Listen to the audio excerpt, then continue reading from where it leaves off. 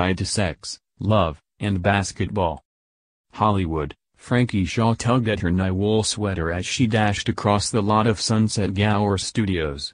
It was nearly 80 degrees in Los Angeles in mid-October, but she was dressed for a winter day in Boston, the setting of SMILF, Showtime's new dark-humored series about a young single mother.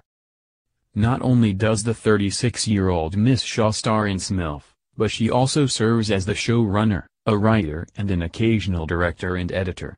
These responsibilities require extreme multitasking. Grabbing lunch while conducting an interview, Ms. Shaw was handed a note informing her that the next scene was shooting in 20 minutes. But she had to get her hair and makeup done, a 40-minute process. She stared at the note dumbfounded, as if trying to figure out how to circumvent the laws of physics.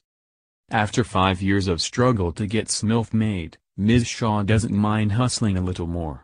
Loosely based on her own life, the series follows Bridget Bird, a working-class, 20-something actress raising a toddler in a cramped South Boston apartment. Bridget is a ball of confusion and desire, craving sex and food and love and basketball with ravenous intensity, all while trying to pay the bills. Review: SMILF tallies the costs of motherhood. A fan of the abrasively realistic depiction of motherhood on Roseanne, Ms. Shaw was determined to create a vision of modern parenting that resembled her own ramshackle experience.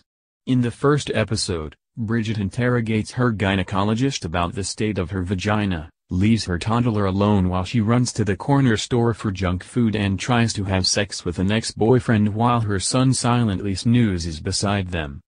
The guy flees when he notices a tiny foot stirring under the blankets.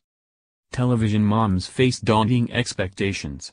They're supposed to be attractive, but not actively sexual. They're allowed to have a life of their own as long as they always put their child first.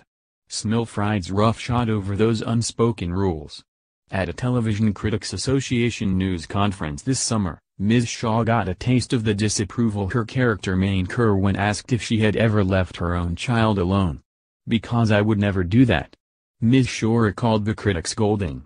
It really stirs up a strong reaction, because everyone has an opinion on mothers. SMILF revives the tradition of unruly anti-heroines that was Showtime's signature brand under the channel's former president of entertainment, Robert Greenblatt. Series like Weeds, Nurse Jackie, United States of Tara and The Big C, all created by female showrunners, flaunted characters who kicked against the constraints of conventional domesticity. "We moved away from the solo female lead comedy for a while," David Nevins, Showtime's chief executive, acknowledged. The network shifted toward bigger shows, more ensemble shows, as he put it, many of them, House of Lies, Ray Donovan, Billions, Roadies, with a distinctly cocky, masculine kick. But as the cable and streaming TV landscape grows ever more competitive, Showtime is looking to restore some balance. "Female voices and a female point of view are still core to who we are," Mr. Nevins said, noting that SMILF specifically appealed to him because of a cast of characters that comprises women different in terms of age, class and, to a certain extent, race. Supporting characters include Bridget's stay-at-home mom boss, Connie Britton, her best friend, Raven Goodwin, and her depressive mother, Rosie O'Donnell. "One of the themes I want to talk about in the show is, can moms dream?" Ms. Shaw said. "And can you follow your dreams when you are constricted by your socioeconomic class?"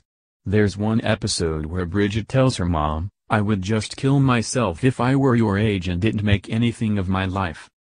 Ms. Shaw is herself the product of a single mother, working-class household. Her parents split when she was 4, and her mother raised her and her half-brother in Brookline, Mass., though she spent weekends at her grandmother's house in South Boston.